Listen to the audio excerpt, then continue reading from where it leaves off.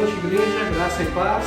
Queremos nesta noite meditarmos na pregação da palavra no texto de 1 Tessalonicenses capítulo 5, o verso 24. Queremos primeiramente orar ao nosso Deus.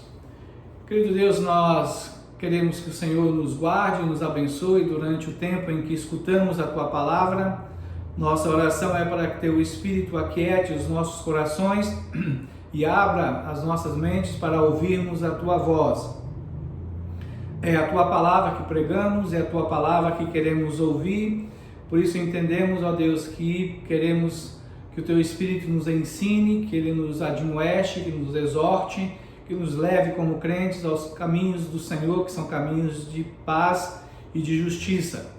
Oramos por aqueles que estão ouvindo e que não são Teus. Que o Senhor use o Teu Espírito para abrir-lhes o coração, ensinar-lhes a respeito do caminho da salvação e como o Espírito do Senhor possa convencer essas pessoas do juízo, do pecado e da justiça. Que o Senhor abençoe a palavra nos nossos corações, é a nossa oração no nome do Senhor Jesus. Amém.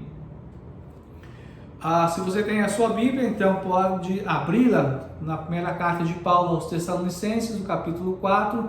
Vamos ler o verso 23 e o verso 24. O verso 23 é importante para nós, porque ele é parte do contexto. Para então aplicarmos e entendermos bem o verso 24, precisamos ter algum entendimento sobre o verso 23. E diz assim a palavra: o mesmo Deus da paz os santifique em tudo, e que o espírito, a alma e o corpo de vocês sejam conservados íntegros e irrepreensíveis na vinda de nosso Senhor Jesus Cristo.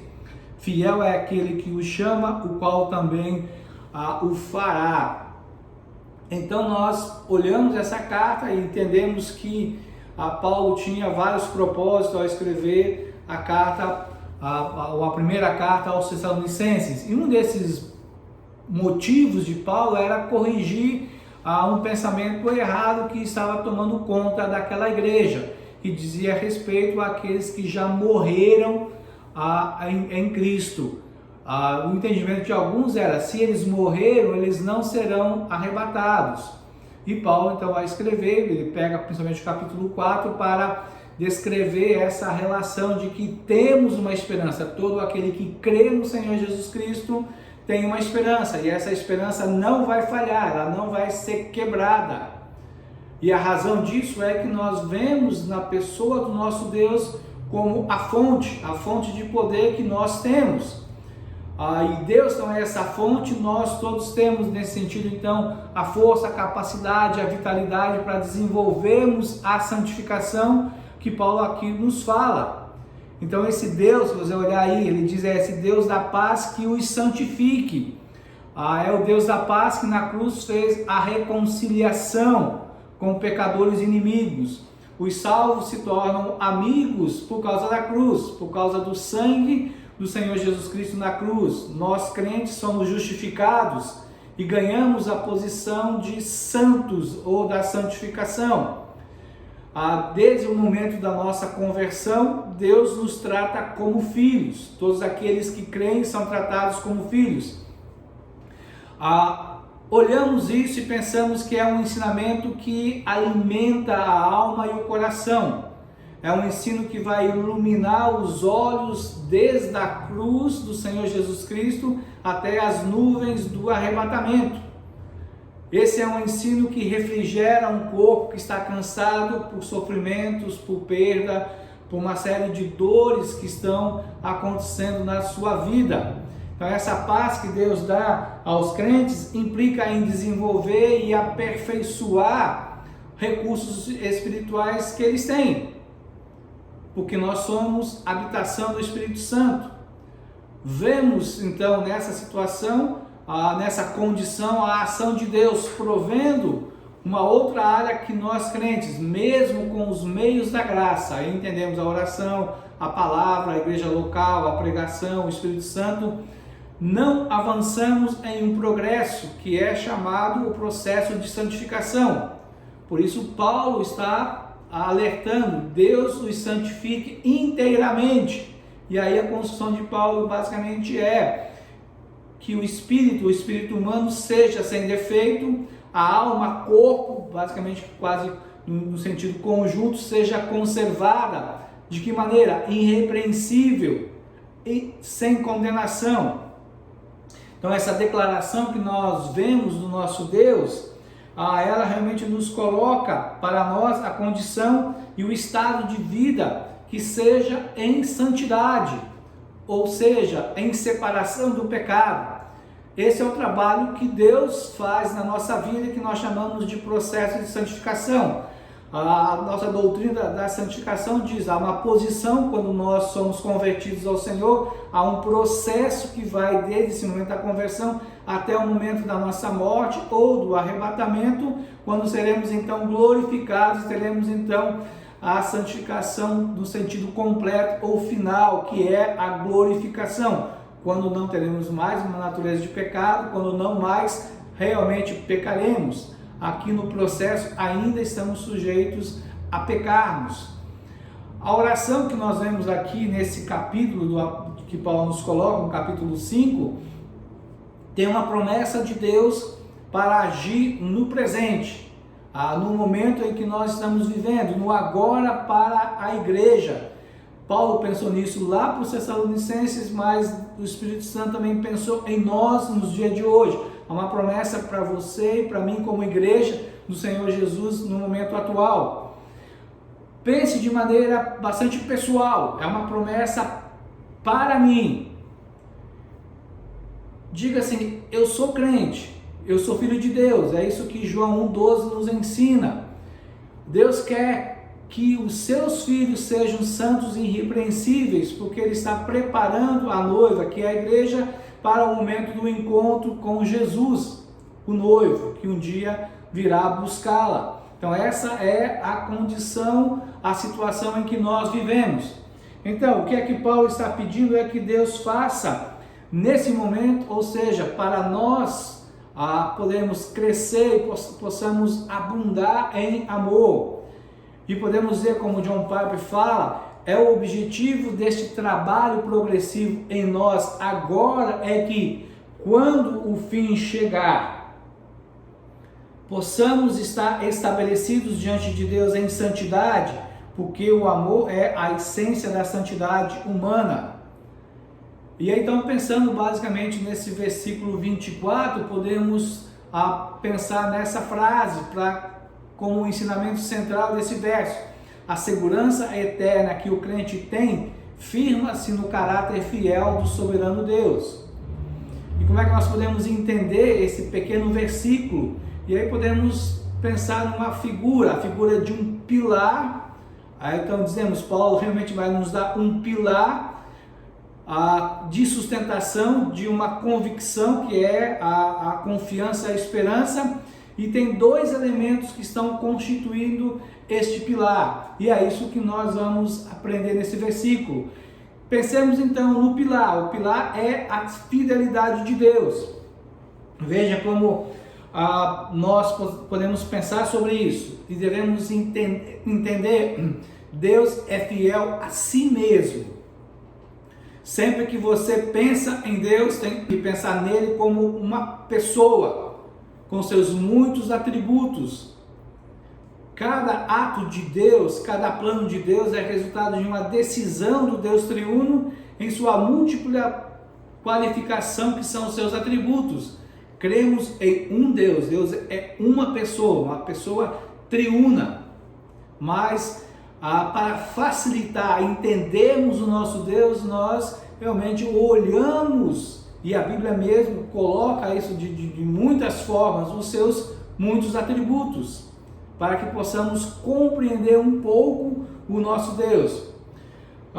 Uma citação de alguém aí na época da Idade Média, Nicolas de Cusa, ele diz assim: todos os atributos de Deus na realidade não podem diferir, em razão da perfeita simplicidade de Deus, embora usemos palavras diferentes para nos referirmos a diferentes aspectos de Deus.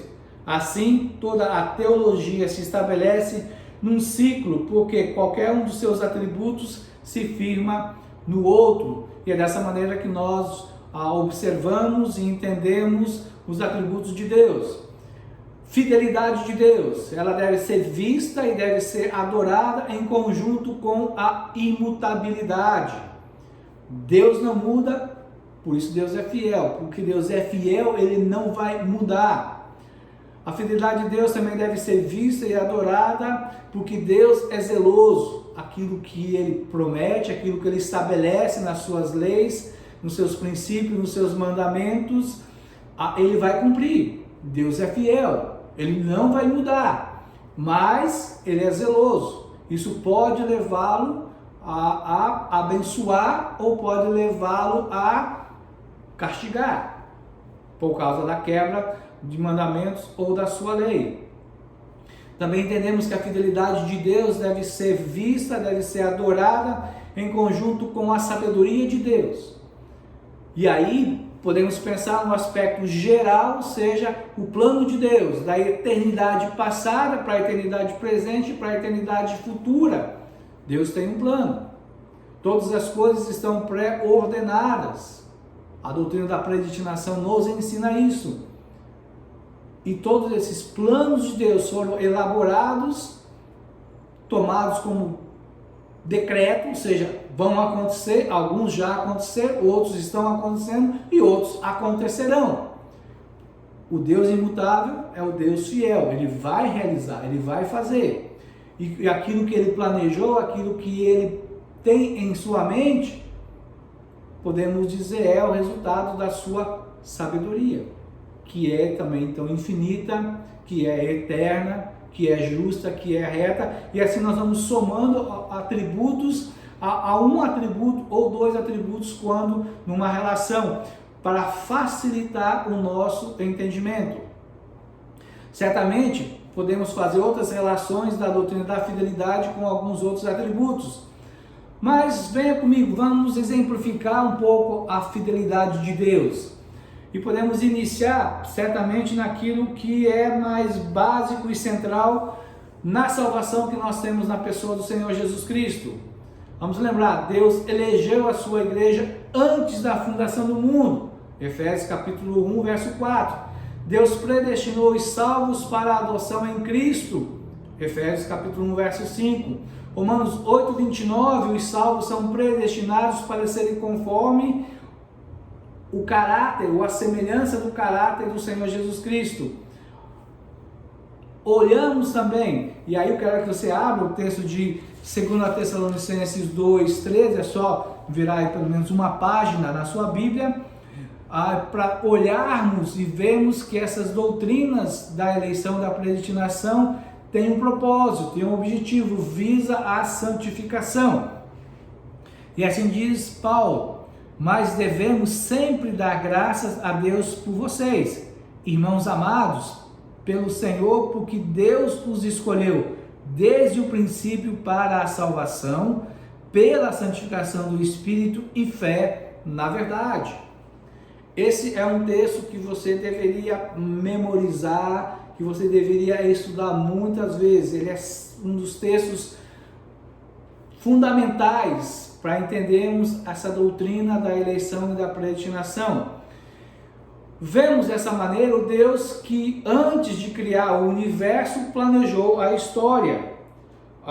Nela temos, aí vamos ver, contemplado o pecado de Adão e de Eva, a queda, a separação do ser humano de Deus.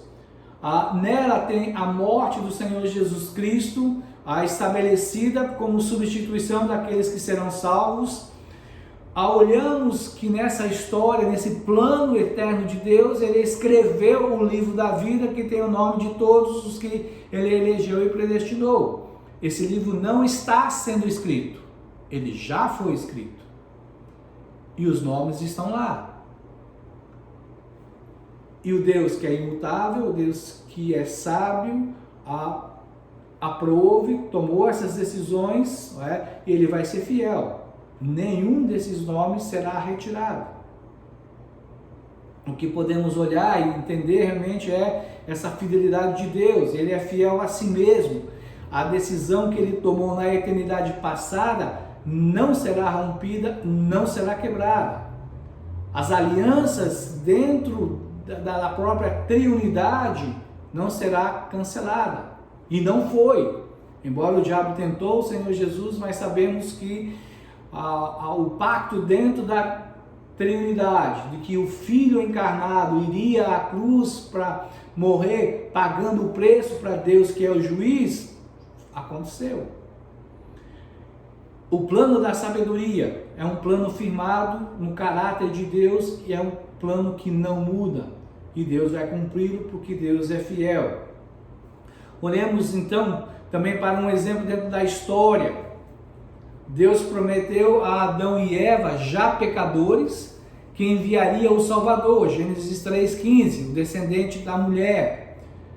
O homem vai se tornando tão deplorável em suas ações, tão ofensivo, o pecado de uma maneira tão maligna, levou o homem a que Deus pensasse em destruí-lo, Gênesis 6, verso 7, onde Deus diz: farei desaparecer da face da terra o ser humano, dado a pecaminosidade que o homem tinha naquela época. Mas Deus não o fez. Não porque Noé era um homem piedoso e tinha fé. Não foi por isso. Deus escolheu Noé para a salvação. Deus não o destruiu porque Deus é fiel. Fiel a Ele mesmo. Por quê? Porque Ele prometeu a Adão e Eva o Salvador. Noé e sua família são salvos por causa da graça de Deus, e para que através deles viesse o Salvador ao mundo. A sabedoria de Deus fez pré-ordenar na eternidade passada Noé e seu filho Sem para serem da família do Salvador. Então, Deus, pelo seu zelo, trouxe o dilúvio à terra. Pela sua fidelidade, a sua imutabilidade, a raça humana não foi tirada da terra, não acabou a raça humana. Avançamos um pouco mais, aí vemos o povo de Israel, que foi libertado do Egito, que se tornou um peso para Deus, lá no deserto, ao ponto de que Deus diz a Moisés que iria acabar com a raça deles, iria fazer uma outra raça a partir de Moisés. Em Êxodo fala isso, Números 14, verso 12, faça isso. Ele diz: eu vou deserdar esse povo, eu vou ferir esse povo com doenças, e vou fazer um outro povo maior e mais forte, para ver como o pecado daquele povo chegou a tirar a paciência, num certo sentido, de Deus, ao ponto de Deus querer realmente acabar com esse povo. Agora, Moisés intercede, e Moisés fala com Deus, e fala a respeito da reputação de Deus se isso acontecesse. Será que Moisés conseguiu mudar Deus, o seu plano, o seu objetivo? Será que era realmente, Deus botou a mão na cabeça e disse: está certo, Moisés, você tem toda a razão, eu estou errado, não vou fazer isso? Óbvio que não, é claro que não. Porque Deus não acabou com a descendência de Abraão? Porque Deus é fiel às suas promessas. Ele prometeu a Adão e Eva que enviaria um Salvador. Ele prometeu a Abraão, prometeu a Isaac, prometeu a Jacó que faria uma grande nação e que deles viria o descendente. E Paulo vai falar isso lá em Gálatas. Então Deus é fiel, fiel a si mesmo. Deus não muda. Deus é zeloso pelo seu nome e fez com que essa geração que saiu do Egito morresse toda no deserto, dado a incredulidade que estavam vivendo, e levou realmente para a terra da promessa os que nasceram no deserto. Isso pode levantar talvez uma dúvida no coração de alguns. Será que é por isso que Deus não acaba comigo? Porque eu tantas vezes estou pecando, porque às vezes estou andando tão longe de Deus. Mas Deus é fiel a Ele mesmo. Mas não se engane, a paciência de Deus tem limite. O cálice da longanimidade de Deus se enche, e aí então vem a sua ira. O Deus que é fiel para trabalhar em nós, para nos ajudar, para fazer algo na nossa vida, é o Deus também que é um Deus de ira contra o pecado e contra o pecador por agir dessa maneira. Há uma pergunta que podemos levantar: Deus empenha sua fidelidade em quê? E vamos nesse sentido dar uma olhada, vamos observar um pouco esse sentido da fidelidade de Deus como uma moeda, com seus dois lados. De um lado, nós vemos a fidelidade de Deus visa a sustentação de nossa esperança e segurança.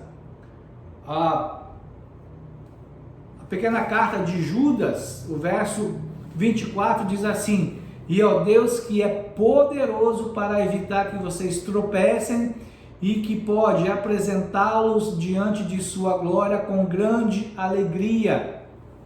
Esse é o Deus que nos guarda, que nos protege e que vai cumprir as suas promessas. É a fidelidade de Deus. Aqui vemos então, olhando a fidelidade de Deus no sentido de trazer a nós a segurança, a fidelidade de Deus, que é um consolo que nós temos em momentos que estamos tristes pela morte de um irmão na fé, quando estamos ansiosos pelo dia de amanhã, quando estamos desanimados. Saber que Deus é fiel nos dá chão, um chão firme para continuarmos, para dormirmos, para acordarmos com alegria, renovados. O outro lado da fidelidade de Deus que nós vemos é que Deus provê situações para desenvolver a nossa santificação ou a nossa vida cristã. E aí eu convido você também a pensar em alguns heróis da fé. E aí podemos relembrar pelo menos dois deles, quero pelo menos pontuar aqui nessa noite. O primeiro é Abraão. Vamos lembrar, Deus lhe fez uma promessa, um filho, e desse filho uma nação inumerável. Deus prometeu, Deus vai cumprir porque Deus é fiel. O interesse de Deus não é só em trazer o Salvador ao mundo. Deus tem interesses em pessoas. Deus tem interesse em Abraão, tem interesse em Sara.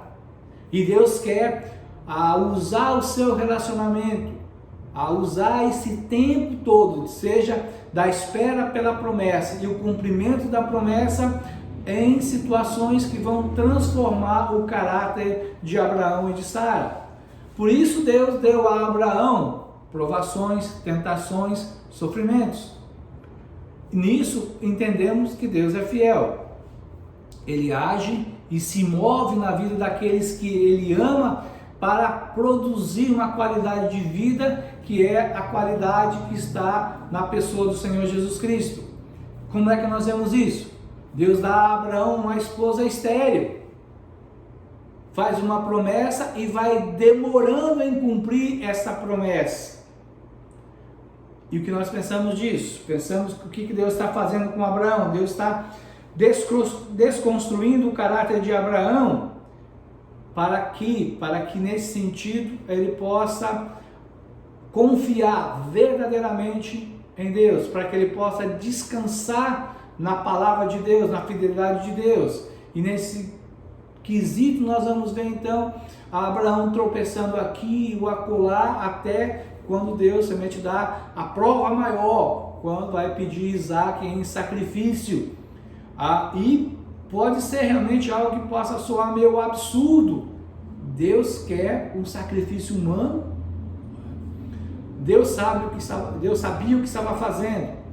Deus não muda, Deus é fiel. Deus estava trabalhando o coração de Abraão para que ele fosse um coração que confiasse plenamente em Deus. Lembramos também de Daniel. Daniel é tirado da sua terra, lá de Jerusalém, é enviado para a região da Babilônia. Deus o coloca na corte do rei mais poderoso, do império mais poderoso daquela época, mas era um covil de pecados. Daniel e seus amigos mantêm uma decisão de não se contaminar com as finas iguarias, ou seja, eles entendiam, muitas daquelas comidas não eram feitas segundo os rituais da aliança, daquilo que Moisés estabeleceu. Eram comidas que eram proibidas, ou elas não tinham todos a maneira certa de cortar, de drenar sangue, por isso então eles preferem uma dieta meio vegana naquela época. E o que acontece? Qual é a decisão dele? Aí então nós vemos Deus prosperando Daniel. A Babilônia acaba, vem um outro império, vem um outro rei, e a boa mão de Deus continua sobre Daniel. De repente, uma conspiração. E uma conspiração que quer levar e confrontar Daniel com o seu próprio Deus. No seu coração poderia existir: ou eu me mantenho fiel a Deus e sofro a punição, ou eu posso agir estrategicamente, politicamente, para me manter ainda na posição e me manter um pouco mais na elite do império dominante. E aí o que nós vemos? Deus não socorre Daniel. E ele é levado, ele é dedurado, e é colocado diante do rei e dito: olha, ele quebrou a lei medo-persa. E por essa lei você tem que cumprir, porque ela não pode ser quebrada. Ele quebrou, então ele tem que ser punido. E aí então o que acontece? Podemos pensar que talvez nos dias de hoje muitos diriam que Daniel não teve fé para impedir o conluio contra ele. Na verdade, Daniel descansa em Deus. Daniel sabia que se ele fosse para virar comida de leão faminto, logo ele estaria gozando das plenitudes da glória de Deus no céu. Mas o plano de Deus era outro. E Daniel é jogado na cova e tem que passar a noite naquela cova. Entendemos que o próprio Senhor Jesus esteve com ele, mas ele passou a noite lá. Mas o plano de Deus era que aquela situação pudesse fazer com que o seu nome glorioso fosse espalhado por todo o império. Meu irmão, você e eu não sabemos o dia seguinte. Nós não sabemos o que Deus tem planejado para as nossas vidas. Quais são as situações que Ele vai colocar e o que Ele quer trabalhar em nós e o que Ele quer, na verdade, usar na vida de outras pessoas. Pode envolver dor e sofrimento. Pode envolver libertação e restauração. Deus é fiel ao processo de nos transformar. Assim Ele vê o dia do nosso encontro com o Senhor Jesus. E o seu plano, na verdade, é nos apresentar íntegros e irrepreensíveis quando chegar o momento. Seja pelo arrebatamento, seja pela morte. A fidelidade do nosso Deus no processo que nós vivemos da nossa vida cristã e da santificação é que nós deixemos o pecado, que nós consigamos vencer a carne e possamos andar ou viver no Espírito Santo, que tenhamos alegrias e ações de graça e não de murmurações, de reclamações, que nós confiemos em Deus e não andemos ansiosos, não andemos pelos nossos olhares, mas pela palavra de Deus. Então esse pilar da fidelidade tem os dois elementos, e o primeiro elemento eu chamo aquilo que nós vemos no texto, que é o chamado de Deus. Aí temos uma palavra, do reformador Calvino, ele diz assim: porque Ele, Deus, nos chamou.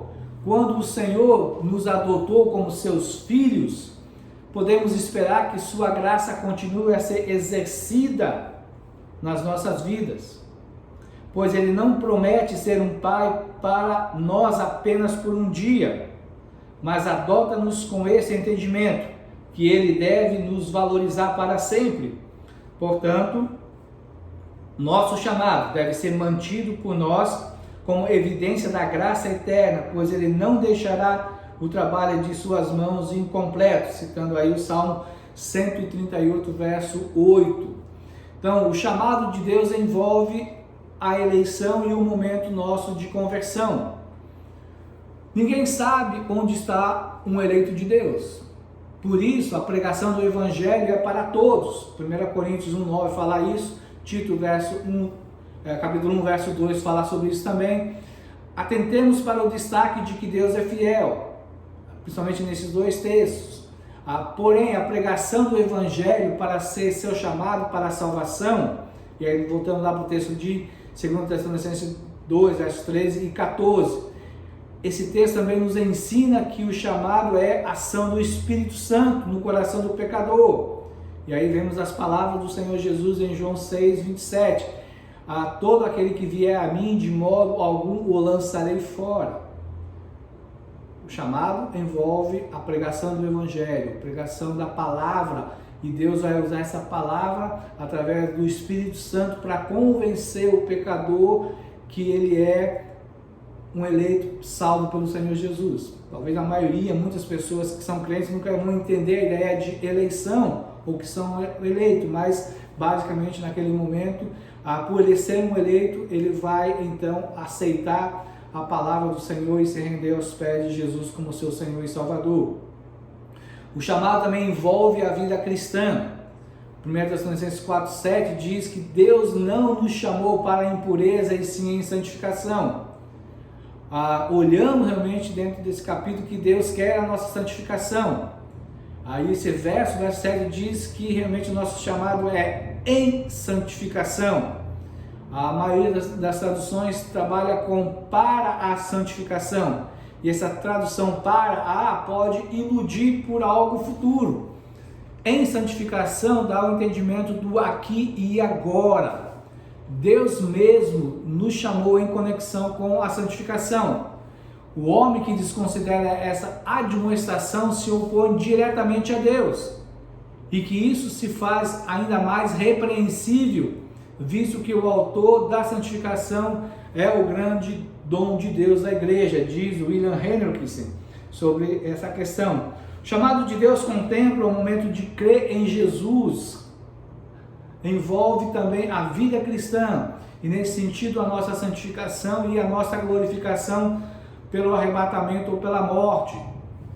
O chamado para a vida cristã é para que nós possamos ser restaurados à imagem de Deus. Nós fomos criados, essa imagem se perdeu. Com a salvação, com o Espírito em nós, com a palavra à nossa disposição, Ele vai trabalhando para que essa restauração aconteça. Para isso, Deus, em sua fidelidade, vai trabalhar em nós. O chamado também envolve o nosso ministério. E aí eu posso dizer, pense no seu ministério, aquilo que você faz na vida da igreja. Deus é fiel na execução do nosso ministério. Deus nos chamou para sermos servos fazendo a sua obra. 1 Timóteo 4,14, Paulo vai dizer para Timóteo: não seja negligente para com um dom que você recebeu. Deus tem planos, tem objetivos para que nós usemos os nossos dons e talentos para o benefício dos nossos irmãos na igreja, para abençoar a comunidade em que nós estamos envolvidos, levando e pregando o Evangelho. Sendo Deus fiel, certamente teremos problemas, teremos obstáculos, teremos dificuldades para fazer o trabalho. Deus muitas vezes vai deixar o diabo sabotar coisas dentro daquilo que nós estamos fazendo. Deus trabalha a sua vida para a transformação, a fim de que o seu ministério tenha mais profundidade, para que você dependa de Deus, para que você busque a orientação de Deus, não ande segundo as suas habilidades e inteligência, para que o seu ensino não seja de água rasa. Para isso, nós sempre podemos entender, você precisa comer uma comida mais pesada, com mais substância, para que você possa alimentar outros melhor. Porque se você só come papinha, é só isso que as pessoas ao seu redor vão comer. O segundo elemento desse pilar da fidelidade de Deus é o serviço de Deus. E aí, pense, Deus age, Deus trabalha para preservar e apresentar o crente irrepreensível e íntegro na volta do Senhor Jesus Cristo. Você não deve olhar para os inimigos que estão à sua frente, nem para que estão atrás, nem à direita, nem à esquerda, mas a fidelidade de Deus, as suas promessas, ao zelo de Deus por sua honra e o amor de Deus por aqueles a quem Ele chama. Dentro do comentário JFB, enfatizamos aqui então esse segundo lado da fidelidade de Deus. Deus faz coisas para nos aperfeiçoar, porque Deus é fiel a si mesmo. A fidelidade de Deus deve ser vista e adorada quando somos exortados numa falha, quando alguém aponta um erro, ou quando somos admoestados de algum pecado. Deus está agindo para nos transformar.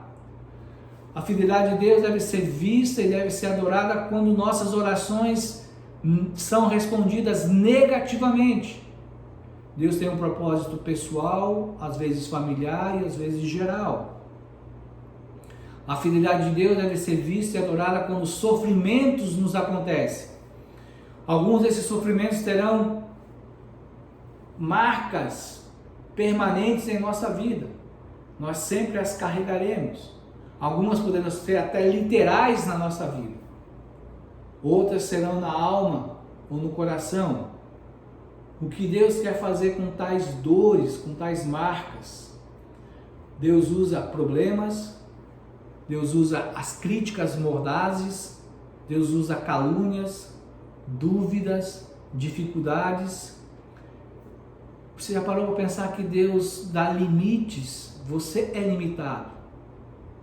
Você tem certas faltas de habilidade, de competência, para às vezes depender de outros, mas também para que possamos depender de Deus, para que Deus possa trabalhar o nosso caráter e desenvolver as virtudes do Senhor Jesus em nós. A fidelidade de Deus tem podemos dizer, uma forma de um pedestal em que a alegria deve ficar exposta. Uma frase de Janet Stewart disse: a alegria não é a ausência de sofrimento, mas é a presença de Deus. Penso que o sofrimento é um instrumento que Deus usa na santificação, mas o sofrimento ele vai variar, ele vai ser diferente para cada pessoa.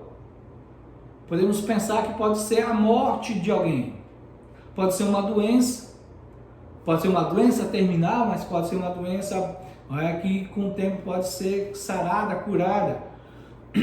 Pode ser um desemprego, pode ser uma visita surpresa que você nem estava esperando, pode ser aquela prova surpresa na escola, ou até mesmo aquela prova marcada numa matéria que você tem muita dificuldade. Pode ser que coisas aconteceram e você se atrasou para fazer o almoço e a família vai chegar e o almoço não vai estar pronto no horário normal. O sofrimento varia de escala, mas qualquer sofrimento traz transtornos emocionais e mentais.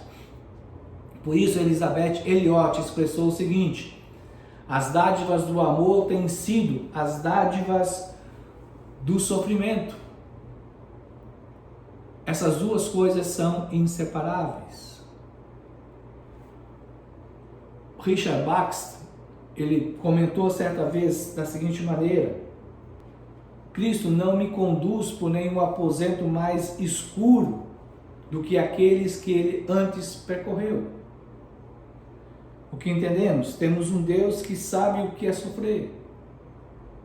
Ele sabe as dores. Ele foi tentado e nunca pecou. Ele foi até a cruz e morreu. Samuel Rutherford, pregador escocês do século 17, ele escreveu uma carta que foi escrita após ele perder a segunda filha. Ele diz assim: a graça não elimina os sentimentos de uma mãe, mas os põe no moinho daquele que faz novas todas as coisas, a fim de refiná-los. Ele ordena que você chore, e aquele rei magnífico que subiu ao céu, levando consigo um coração humano para ser sumo sacerdote compassivo. O cálice que você bebe estava ante os lábios do doce Jesus, e ele o bebeu. A gente pode substituir a ideia de moinho que Rutherford fala por por ser uma coisa mais antiga, podemos pensar talvez num liquidificador, num triturador, num processador dos dias atuais. O que entendemos é que Deus tem interesse na sua vida. Deus está empenhado em transformar você de pecador em santo. Mudanças trazem dificuldades e às vezes essas dificuldades são sofrimentos prolongados e alguns sofrimentos, algumas dores muito profundas. Em Gálatas 6,4, Paulo diz que se gloria na cruz de Cristo. Paulo vai estar dizendo que o discipulado, o seguir a Jesus, envolve o sofrimento. A cruz foi dolorosa para um Deus santo que estava encarnado no Senhor Jesus, e ele a suportou. Novamente eu cito o ensino de Elizabeth Elliot. Ela diz assim: algumas situações difíceis têm ocorrido em minha vida, e é claro, há ocorrido na sua vida também. Sei exatamente aquilo pelo qual você está passando, e eu não posso lhe dizer. Ela perdeu o marido, Jim Elliot, missionário lá entre o grupo Alca. A história dele está no livro Piloto das Selvas. Estavam casados há 2 anos e meio e tinham uma filha de 2 meses de idade quando Jim morreu. 16 anos depois, Elizabeth se casa e esse segundo marido morre 3 anos e meio depois por causa de um câncer. Elizabeth continua o seu pensamento dizendo: mas posso afirmar, conheço aquele que sabe. E ela tem razão. Muitas vezes eu não posso dizer, eu sei o que você está passando, porque eu nunca passei por aquilo. Falar com um pai e uma mãe, como dias atrás, falando com eles sobre a perda de um filho, eu não sei o que é isso. Espero não passar por isso. Falando com uma esposa, ou com um esposo pela perda do seu cônjuge, eu não sei o que é isso. Mas como Elizabeth diz, mas eu posso afirmar, conheço aquele que sabe. E essa é a verdade que nós podemos e devemos. E ela vai um pouco mais além do seu ensino. Ela diz: cheguei à conclusão de que foi por meio do sofrimento mais intenso que Deus me ensinou as lições mais profundas. Alguém que passou várias vezes pelo triturador de Deus, pelo liquidificador de Deus. E ela então entende que isso é algo realmente que ela pode depois dizer: Deus tem um propósito amoroso. Ele pode transformar algo terrível em algo maravilhoso. O sofrimento nunca é vão, porque o propósito de Deus é um propósito de amor. A.W. Tozer, ele diz assim: sendo quem ele é, Deus não pode deixar de ser o que ele é. Não pode agir de modo diferente do seu caráter. Ele é fiel e imutável. Portanto, suas palavras e seus atos devem ser e manter-se fiéis. Então, diante disso, podemos pensar em algumas questões finais. Crescimento, discernimento, sabedoria espiritual não pode acontecer sem que haja uma variação de sofrimentos. Pense muito bem nisso. Pense naquele dia em que você planejou suas tarefas e de repente, desde o café da manhã e no decorrer do dia, as coisas vão dando errado. Sua paciência está a zero, seu humor quase uma metralhadora, mas de fogo. Não é? A sua mente e coração estão achando culpados e descontando até na sombra. É daquele dia que até o cachorro, o gato está de mau humor.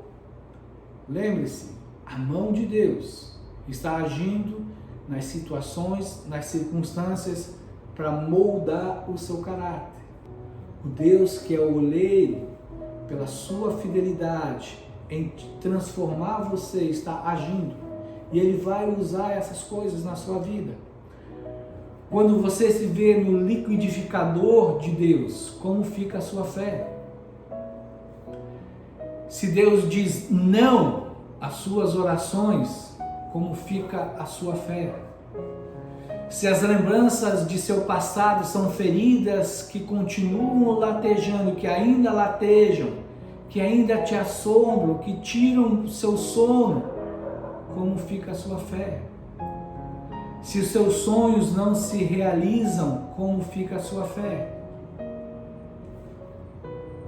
A fidelidade de Deus ensina que Deus é amoroso para trabalhar, para nos formar